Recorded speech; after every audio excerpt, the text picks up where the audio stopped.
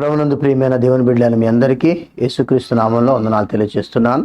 ఈరోజు మన వాగ్దానముగా ఇర్మియా గ్రంథము 23వ అధ్యాయము 5వ వచనం. రాబో దినములలో నేను నీతి చిగురును పుట్టించెదను. ఇర్మియా గ్రంథం 23:5 లేఖనంలో మనం చదువుకుందాం. యెహోవా ఇలాగు ఆజ్ఞయించుచున్నాడు, రాబో దినములలో నేను దావీదునకు నీతి చిగురును పుట్టించెదను. అతడు రాజు అయి పరిపాలన చేయును. అతడు వివేకముగా నడుచుకొనుచు కార్యము జరిగించును. భూమి మీద నీతి న్యాయములను జరిగించును. ఇక్కడ భూమి మీద రాబోయే దినాల్లో జరిగేటువంటి నీతి చిగురుడు అంటే యేసుక్రీస్తుని గురించి ముందుగానే బయలుపరిచినటువంటి వాగ్దానం అయి ఉంటుంది. మెస్సియా కాలాన్ని సూచిస్తుందిగా ఉంది. దావీదునకు నీతి చిగురు అంటే ప్రవక్త గ్రంథంలో 5 సార్లు కనబడుతుంది. చూడండి, 5వ వచనంలో మనం ఇక్కడ చదివాము. అలాగే 33:15 కూడా చూడగలుగుతాం. 33:15 ఆ దినములలో ఆ కాలమంది నేను దావీదునకు నీతి చిగురును మొలిపించెదను. అతడు భూమి మీద నీతి న్యాయములను అనుసరించి జరిగించును. అలాగే యెషయా గ్రంథము 4వ అధ్యాయము 2వ వచనంలో కూడా ఉంటుంది. ఆ దినము నా యెహోవా చిగురు మహిమయు భూషణము నగును. ఇశ్రాయేలులో తప్పించుకున్న వారికి భూమి పంట అతిశయాస్పదముగాను శుభలక్షణముగాను ఉండును. అలాగే జకరియా గ్రంథంలో కూడా మనము చూడగలుగుతాము. జకరియా 3:8 ప్రధాన యాజకుడైన యెహోషువ నీ ఎదుట కూర్చుండు నీ సహకారుల సూచనలుగాను ఉన్నారు. నీవు వారును నా మాట ఆలకింపవలను. ఏదనగా చిగురు అను నా సేవకుని నేను రప్పింపబోచున్నాను. ఇదే అధ్యాయంలో 6వ అధ్యాయంలో ఇదే గ్రంథంలో 6వ అధ్యాయంలో మనం చూడగలుగుతాం. 12వ వచనం. అతనితో ఇట్లనము, సైన్యములకు అధిపతి యెహోవా సెలవిచ్చినది ఏమనగా, చిగురు అను ఒకడు కలడు. అతడు తన స్థలములో నుండి చిగుర్చును. అతడు యెహోవా ఆలయము కట్టును. ఈ విధంగా ముందుగానే రాబో దినములలో నేను నీతి చిగురును పుట్టించదన్న వాగ్దానం ద్వారా చెప్పబడిన మాటలు ఎవరి గురించి అంటే మెస్సేను గురించి తెలియచేస్తూ వచ్చినాయి. అందుకే ఈ మెస్సే గురించి చెప్తున్నప్పుడు కొన్ని మాటలను మనం తెలుసుకోవాలంటే, దావీదు నీతి చిగురు మనం 23వ అధ్యాయము 5వ వచనంలో చూడగలిగాం.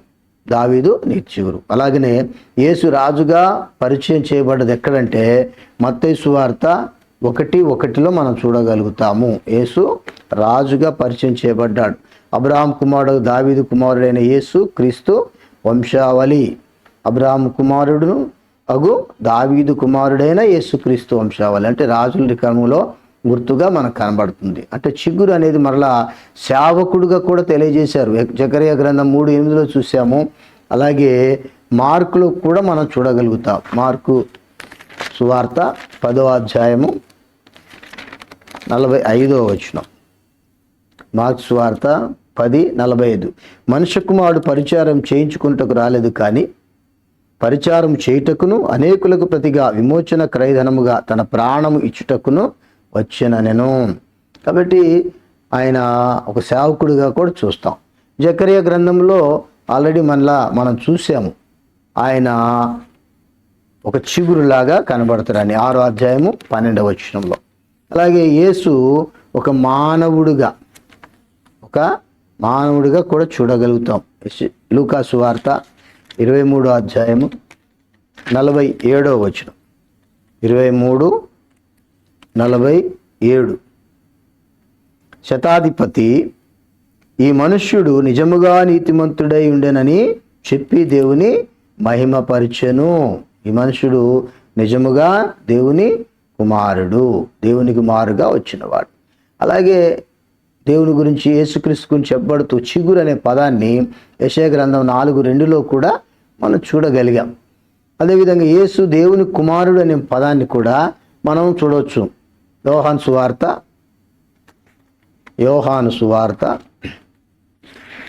20వ అధ్యాయము 31వ వచనం. 20:31 యేసు దేవుని కుమారుడైన క్రీస్తు అని మీరు నమ్మి ఆయన నామమందు జీవం పొందినట్లు ఇవి రాయబడిను. దేవుని కుమారుడుగా చూడగలుగుతున్నాం. అదేవిధంగా మెస్సయ్యగా కూడా మనము చూడవచ్చును. యెషయా గ్రంథంలోనే మనం చూడవచ్చు. 52 అధ్యాయము, యెషయా 52:13. ఆలకించి నా సేవకుడు వివేకముగా ప్రవర్తించినది, హెచ్చింపబడిని ప్రసిద్ధుడై మహాగణుడుగా ఎంచబడును. మెస్సయ్యగా ఆయన వచ్చి ఉంటున్నాడు. కాబట్టి రాబో కాలంలో రక్షకుడు ఉదయించినాడట అని మనం తెలుసుకోవటానికి ఇది ముందుగా ప్రవచింపబడిన మాట. కాబట్టి రాబో దినములలో నేను నీతి చిగురును పుట్టించేదనని మన క్రీస్తు యేసుని గురించి చెప్పబడినటువంటి మాటను బట్టి ఆయన స్తుతిస్తూ మనం ఆయన రక్షకుడిగా స్వీకరించినప్పుడు తప్పనిసరిగా ఈ యొక్క కార్యములన్నీ మన పట్ల జరుగుతాయి. ఆయన మనకు చేయబోయే కార్యాలన్నీ మనం పొందగలుగుతాం. అట్టి కృపతో దేవుడు మనల్ని నింపుగునుగాక. ప్రేమగల తండ్రి, పరిశుద్ధాత్మ దేవ, మీకే స్తుతులు స్తోత్రములు నాయన. మీరు రక్షకుడిగా, మా కాపరిగా, మా దుర్గముగా, మా ఆశ్రయపురముగా మమ్మల్ని నాయన పాలించే పాలకుడుగా నువ్వు రాబోతున్నందుకు, వచ్చి ఉన్నందుకు, జరగబోయే కార్యాలన్నిటిని బట్టి కూడా స్తుతించు. ఆ చొప్పున నీకు నాయన మా హృదయంలో స్థానం ఇచ్చి నీ కొరకు జీవించు వారం ఒకటకు సహాయం చేస్తూ రమ్మని అతి త్వరగా రానయ్యున్న యేసుక్రీస్తు వారి అతి శ్రేష్టమైన నామమున ప్రార్థిస్తున్నాను తండ్రి. ఆమేన్.